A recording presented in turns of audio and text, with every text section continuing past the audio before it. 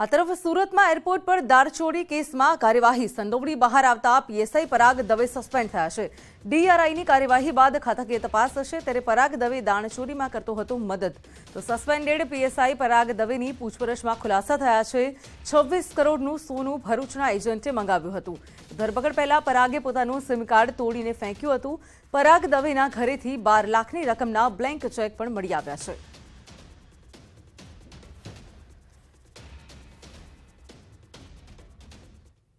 બીજી તરફ સમગ્ર દેશમાં ટમેટાના ભાવમાં વધારો જોવા મળી રહ્યો છે ત્યારે બિહારના રક્સોલમાંથી ચોંકાવનારા સમાચાર સામે આવ્યા છે। જે ભારતમાં ટમેટાની માંગ અને ભાવને જોતા નેપાળમાંથી ટમેટાની તસ્કરી કરવામાં આવી રહી છે।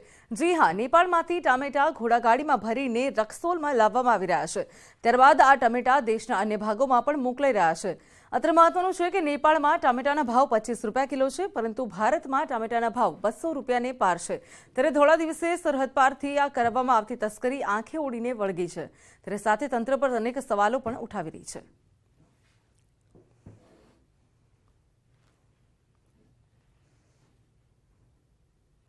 તો આ તરફ વલસાડ નજીક અમદાવાદ મુંબઈ નેશનલ હાઈવે શાકભાજીની આડમાં થતા દારૂની હેરાફેરીનો પર્દાફાશ થયો છે।